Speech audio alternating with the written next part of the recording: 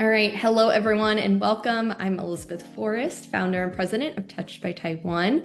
Today, I'm really excited to be joined by Maria Muccioli, Director of Research at Thrivable. Maria, thank you so much for being with us today. Thank you, Elizabeth. Really happy to be here. Awesome. To kick things off, let's start with the basics and help everyone understand what Thrivable is. In 30 seconds, can you explain what Thrivable is and why a person living with diabetes should join the panel? Thrivable is a healthcare market research company that helps connect patients living with different health conditions to the companies and pharmaceutical companies and medtech companies that serve their needs. Now, this could be developing products like insulin pumps and CGMs. It could be more in the health application space, like mental health apps, things like that.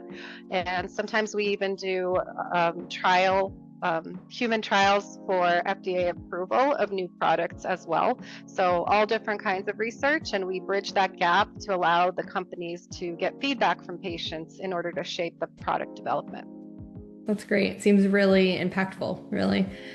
What are some of the most common types of activities members participate in? Is it all just surveys or what else could it be? Yeah, a lot of it is surveys, and they can be really short surveys, such as 3 minutes long. Sometimes we have really long surveys going up to 20, 30 minutes in length. Another type of study that we often conduct are actual virtual interviews like you and I are doing right now. So you might be asked to hop on a 30-minute or a 60-minute Zoom or Teams call and connect with a researcher or a small team of researchers to give some feedback about whatever it is they're developing, or sometimes even just to give some background about your personal lived experience living with your health condition, possibly giving feedback on products and devices that you've used in the past, good or bad. You know, that's all important. We always say we really need that real human honesty about people who live with the condition and who are able to give that honest feedback so that we can continue to improve on everyone's healthcare experience. That makes so much sense, and it seems like it could be really valuable. Beyond helping advance research, many people may be wondering what participation looks like from their perspective. How do individuals benefit from participating in research with Thrivable? Well, I'll start with the really obvious part that it is incentivized. So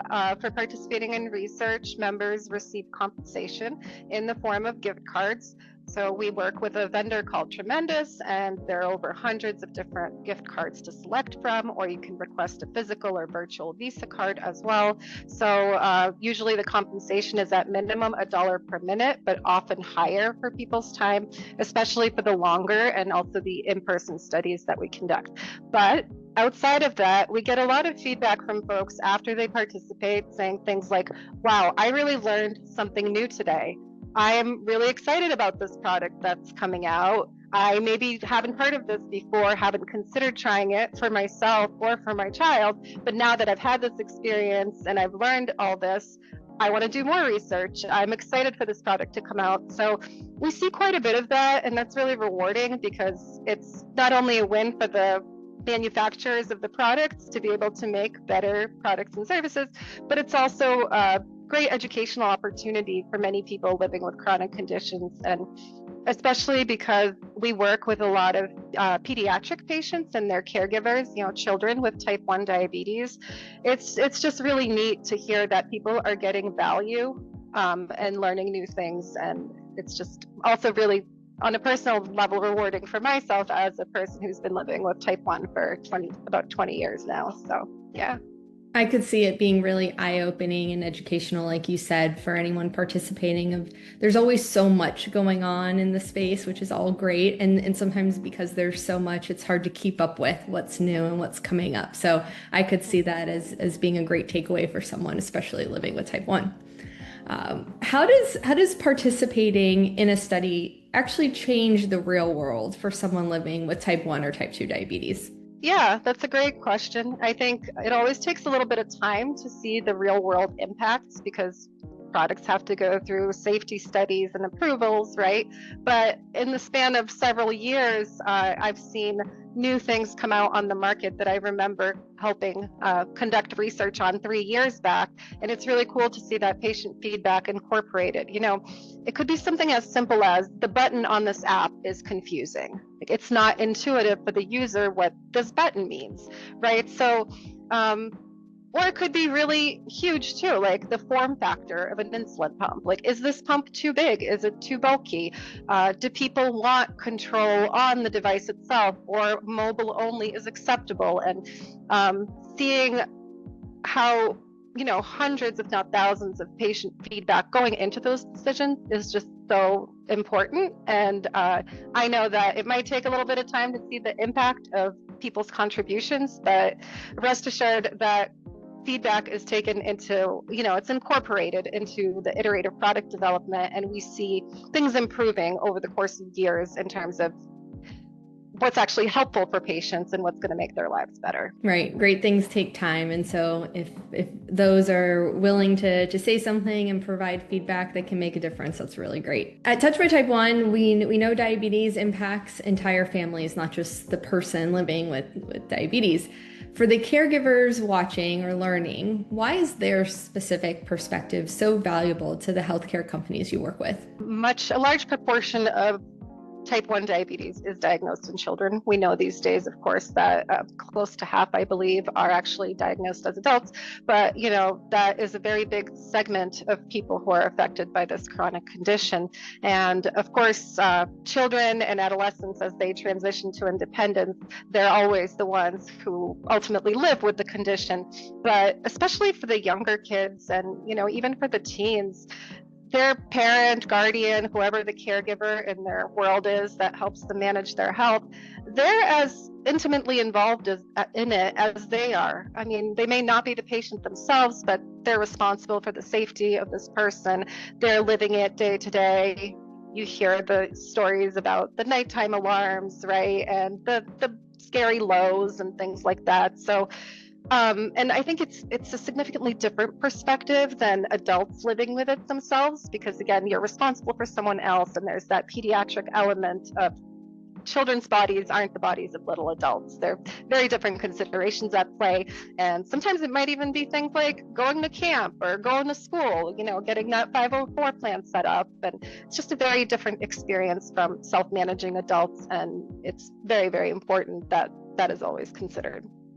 Right. Such a large responsibility that everyone plays in living with type 1, and a great one on the caregivers themselves.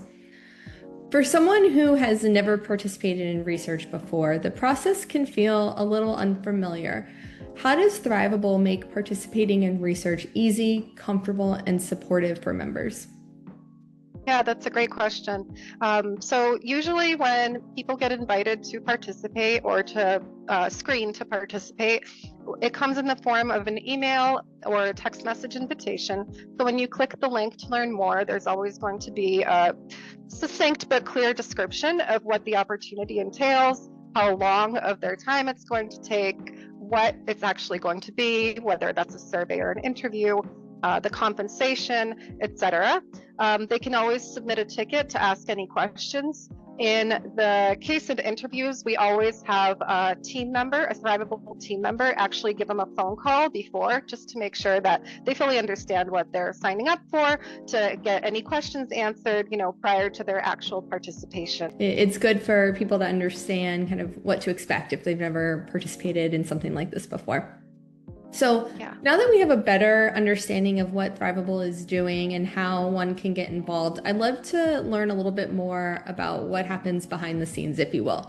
So starting with your own story, can you tell us a bit about your journey into diabetes research and what your role as Director of Research at Thrivable entails? This goes back to being diagnosed with type 1 diabetes. I was actually already studying biochemistry as an undergraduate student, and I remember reading about type 1 in my textbook and almost kind of seeing that I was having some of these symptoms. And so anyway, long story short, I decided to pursue immunology work at first. So I went to graduate school. My focus was in cancer immunology, and also I did some adjacent work with the diabetes lab at Ohio University, and continued on that traditional path, doing a couple of postdocs, doing some additional clinical research. And then I had my daughter, and my world kind of flipped upside down, and I decided to stay home for a little bit and just have that experience of bonding with my newborn. And I thought to myself, I'm not sure what I'm going to do next, but I'm going to figure it out. And that's when I started working remotely, way before COVID made it popular. We're talking circa 2016. I started doing some adjunct teaching on the side, and I started doing some science writing. And science writing position is actually how I met Thrivable's current CEO, or Thrivable's founder and CEO, David Edelman. I was doing some science writing, and I heard about this initiative that he was starting up at the time, and I got just really excited about it. And I said, hey, can I come along for this ride? I might not be a market researcher by training, but I'm excited about this and I can learn it, and we're going to make it work. And here we are, I don't know, 7 years later, we're making it work and loving it. And that's just been, it's really, really neat. And I know I'm really lucky, but it's been really neat to kind of carve that journey and be able to connect my personal life with some of my training, but also just kind of learning it as I go. And yeah, that's kind of my story in a nutshell. That's neat. It's really neat how, if you allow it, diabetes can really guide or make an impact on your life in such a larger way than maybe we think at the time. So that's neat how just one thing led to another, and here you are. That's really neat. One thing that's really stands out to me so far about Thrivable is the depth of information collected to ensure studies are a good fit for the participants. From what I understand, Thrivable collects over 50 data points on its members. How does this level of detail help you match the right person to the right study? Yeah, that's a great question. So some of it is just thinking about your baseline demographics, right? You want to be inclusive, different ages, different ethnicities, different geographical and urban versus rural locations, just so you get everybody's perspective. But for us, it then goes a level deeper than that, is actually thinking about people's treatment histories.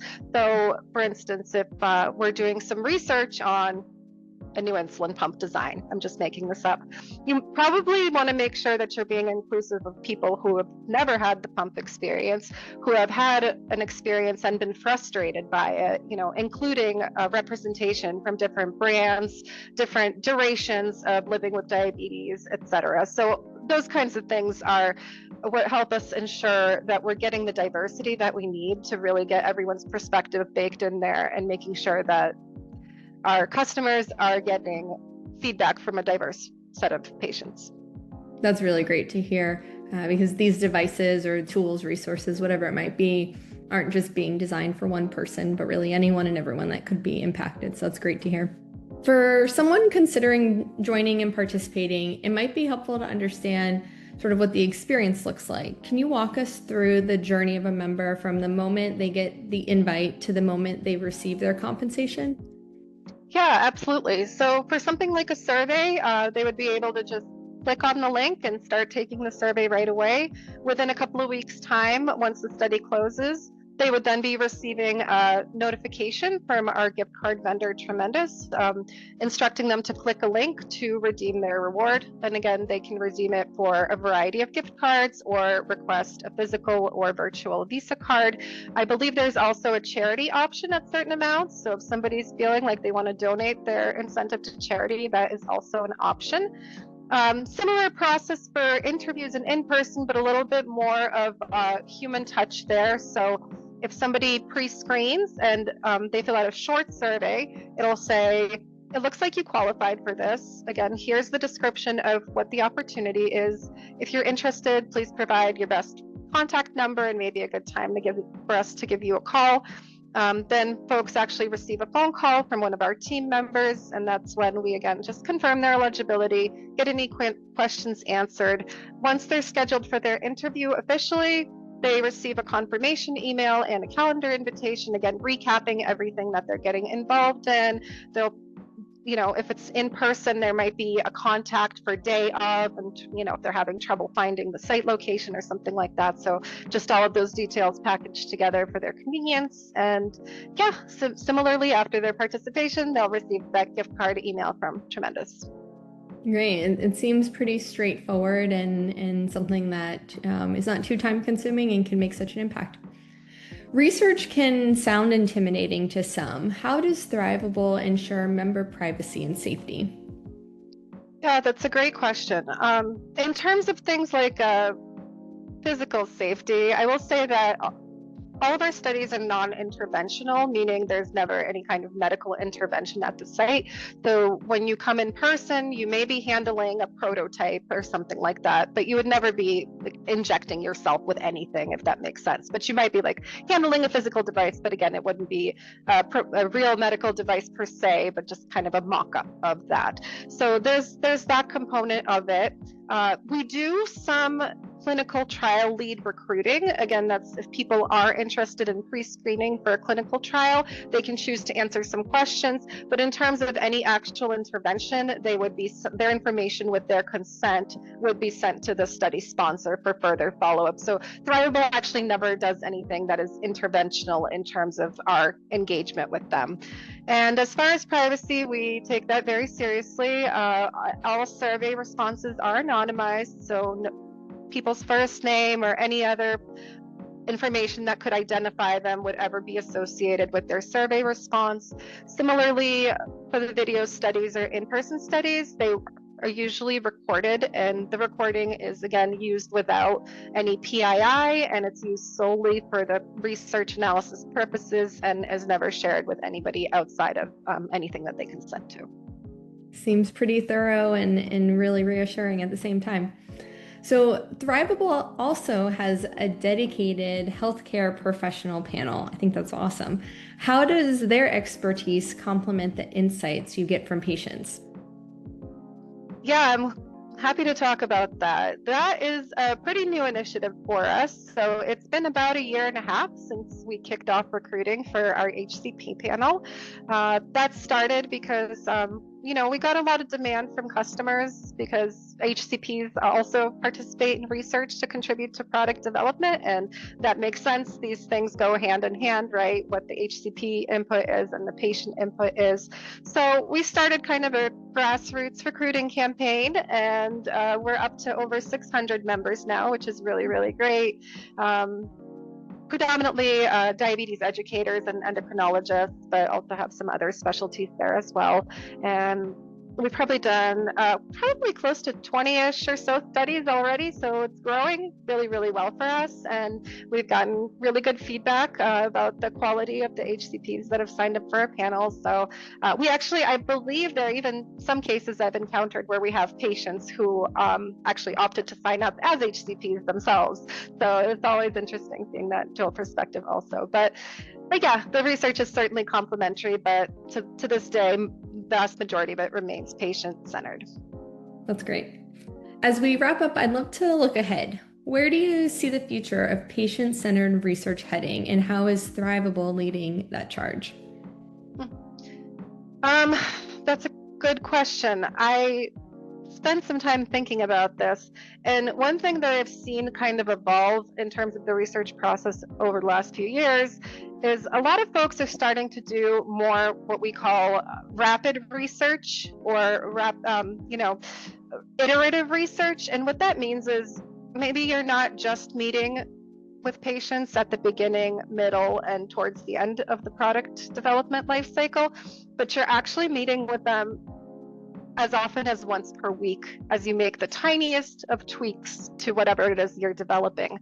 And sometimes we actually have the same people who've already seen a previous version come back and kind of iterate on that feedback over time. And so I guess in a nutshell, what that comes down to is more research, right? More patient input at every stage of the product development.